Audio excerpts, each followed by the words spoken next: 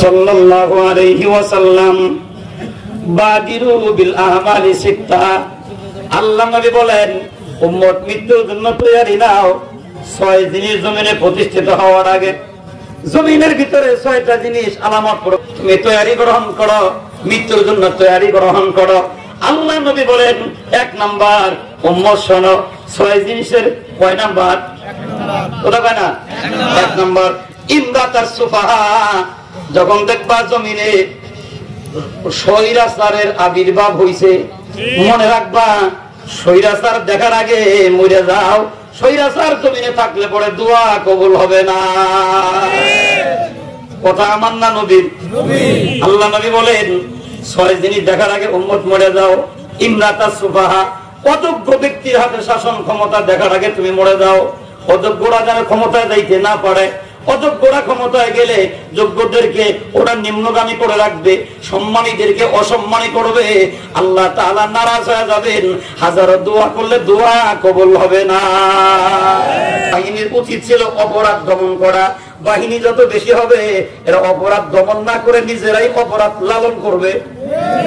সন্ত্রাসীদেরকে ছায়া দিবে, ভালো ভালো মানুষদেরকে গ্রেফতার করবে। কাউয়া থাকবে বাহিরে, ময়না থাকবে জেলখানায়। বুঝেন বুঝেন কথা বুঝেন? আল্লাহ নবী বলেন, উম্মত ওই দৃশ্য দেখার আগে তুমি মরে যাও। কাসরাতু সুরাত, বাহিনী বেড়ে যাবে। মনে রাখবা, আল্লাহর জমিনে বাহিনী বাড়বে যত, অপরাধের সংখ্যা হবে তত। খান নবী রাহমাতুল্লাহি আলাইহি বলেন, আল্লাহর এক বান্দা বাজারের ভিতরে দুধ বিক্রি করে। একজন বাহিনীকে তৈরি করে দেওয়া হলো, যাও দুধের ভিতরে কেউ যেন পানি মিশাইতে না পারে। বাহিনী যায়, কয় দুধের কেজি কত? কয় 50। আমারও 10 টাকা দাও। বেটা 10 টাকা দেওয়ার পরে আগামীকাল যখন বাজারে দুধ বেচতে আসছে, বাবা ওর তো বেঞ্চের ভিতরে বাড়ি খায়। বাহিনী এসে কয় টাকা নেবে? বাহিনীর যদি 10 টাকা লাগে, আমার তো ব্যবসায় লস, তাহলে 10 টাকার পানি দেই। কয় টাকার পানি? 10 টাকার পানি দিয়া বাজারের ভিতরে যখন দুধ বিক্রি করে, দুধ নিয়ে খাইছে রাজামশাই। খাওয়ার পরে দেখে দুধ আগের চাইতে মজা লাগে না। জিজ্ঞাসা করো, মিয়া গতকালকের দুধ আর আজকের দুধের ভিতরে পার্থক্য অনেক দেখে। গতকালকে মজা পাইলাম, আজকে তো মজা নাই। মজা নাই কেন? আর একটা বাহিনী বানাও। বোঝে না, কথা বোঝে না। 10 টাকা বাহিনী নেয়। কয় টাকা নেয়? কয়টা হলে আগামীকাল থেকে আমারও 10 টাকা দিবি। দুধে পানি বাড়বো না কমবো? বাহিনী যত বেশি হয়, তদন্ত যত বেশি হয়, অপরাধ তত বেশি। গতকালকে পানি দিছে বাবা 1 গ্লাস 10 টাকা, আজকে কয়টা দিব? আজকে 2 গ্লাস দিছে। বাহিনী যত বাড়ে, অপরাধ তত বাড়ে। আর রাজার কপালে 2 নম্বর দুধ কপালে জোটে। শেষ পর্যন্ত দুধ খায় আর কয়, কিরে বেটা এটা দুধ না পানি? এবার উজিরে কয়, ওস্তাদ বুঝেন নাই, বাহিনী বানাইছেন যত, পানি খাইবেন তত। এজন্য আল্লাহ নবী বলে, পর্যন্ত আইছে, তুমি কি পারবা? আমি কই, আর 1000 হইলে আমি পারবো। এদিক থেকে বিচার কিনা নিয়া আব্বার বিরুদ্ধে বাড়ি বিচার কিনা 25,000 শেষ। আমার চোখে দেখা।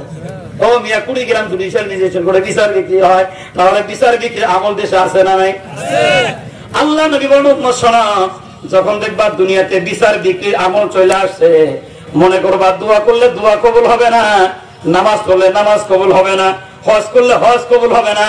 কারণ তুমি মুমিন, 1000 বার তুমি দোয়া করতেছো, কিন্তু যখন তুমি দেখলা তোমার দোয়া কবুল হয় না, হতাশ হইয়া মইরা যাওয়ার আগে, ওই বিচারকের বিচার দেখ, বিচার বিক্রির আমল দেখার আগে উম্মত তুমি মইরা যাও। দুনিয়ায় নাই।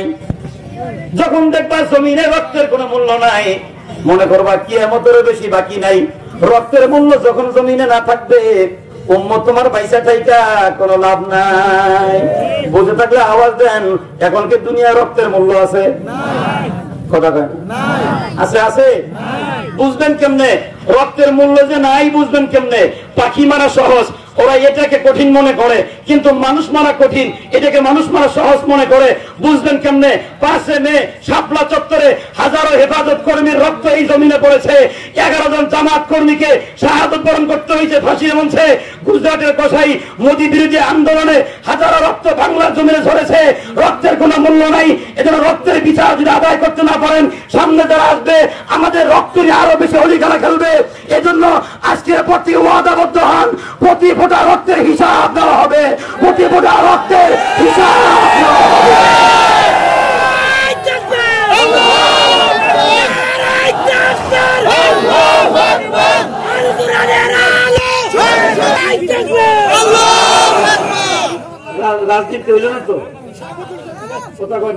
ওলামা ইকরামকে মারা তেমন সহজ মনে করে, মনে রাখবেন ওলামা ইকরাম মারা সহজ, ওলামা ইকরামের রক্ত জমিনে ঝরানো সহজ, এই রক্ত হজম করা বড় কঠিন। এজন্য গতকালকেও বলেছি, সারা বাংলা ঝড় উঠে গেছে। অন্যায় ভাবে যদি আবার আলেম গ্রেফতার করা হয়, যে থানায় এনে রাখা হবে, পেট্রোল যে থানা জ্বালায় দেওয়া হবে।